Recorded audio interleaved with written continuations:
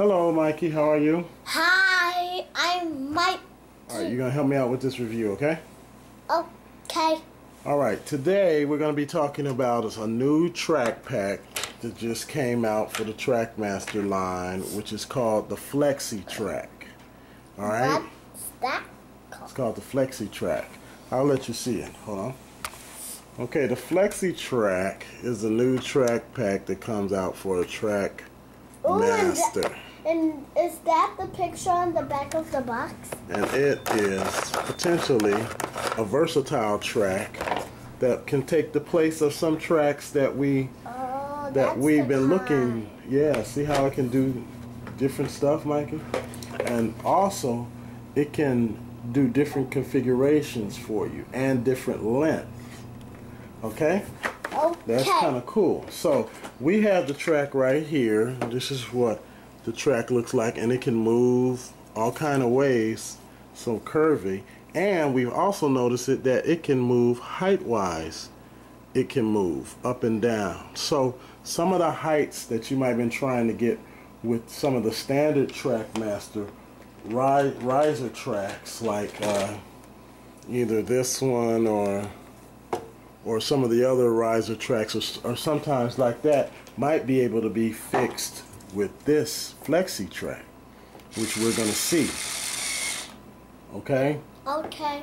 Okay, Mikey, like, see, for instance, right here we've got, you know, a standard turntable that comes with the Tidman shed, which is always a big problem because you're always trying to fit curves in this way and that way and get tracks to make this more versatile. Well, potentially with this Flexi track, you can kind of do that. You can kind of get some of those curves or some of those angles that you were not able to get before. And so with this, we've connected some of this Flexi track over here to make this just a little bit more versatile right there. And we've got Diesel back there who's going to help us out on this review. But for instance, sometimes making a sharp curve is almost impossible with the standard curves that come with the Trackmaster sets, and I'm sure you got plenty of them because I know we got a ton of them.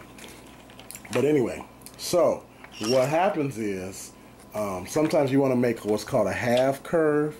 The cool thing about this track is you can, like I said, you can adjust the lengths. So you can potentially take this track apart and just snap it apart like this, and you can snap an end on it, and you potentially got either like a half curve or a shorter track that you might need to get around some tight bends or something like that.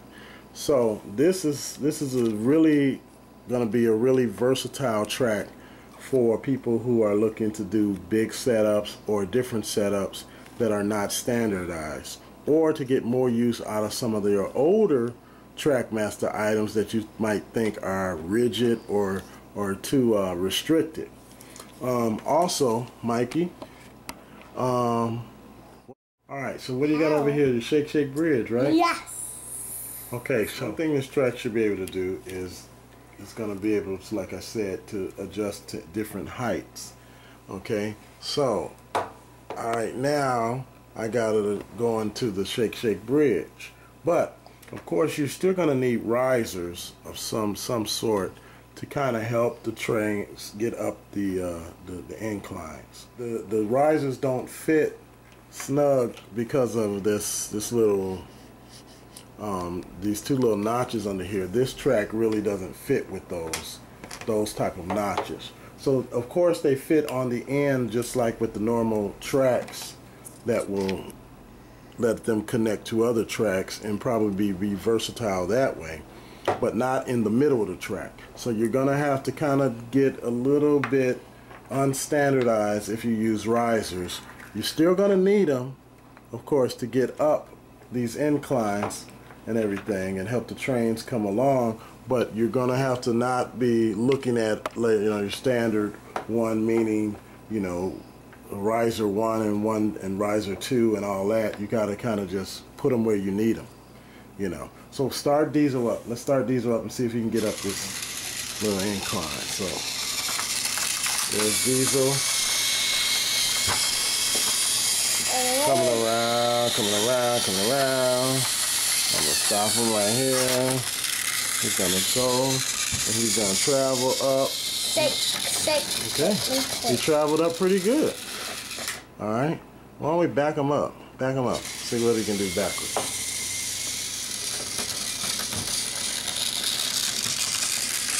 Well, not bad, not bad, not bad, not bad. Okay, so there you got that. That's pretty good for diesel and pretty good for Trackmaster line. But like I said, you can adjust different lengths with this track. You can take it apart and make it all different kind of lengths. And they give you the set of ends that they give you. They give you 3 sets of these ends that you can mix and match. So let me show you. One end is like this, and the other end has this. It's a top and a thing. So actually, they can actually fit together, and you can have a little track like that. But you have enough with one track pack. You have enough to potentially make 3 separate tracks. So that's a good length of tracks that they come with, and of course you want to get more. So what do you think of the Flexi track, Mikey? Do you think it's going to help us out with some of our setups? Yeah. Yeah, I think it's going to help us out pretty good. Make some curves, and we're going to make some shorter tracks and some longer tracks, and potentially one track that always was a restriction for people who had the Action Canyon and had the Thomas at the Abandoned Mine set were these raised curves. These raised curves, let me see if I can get a better picture.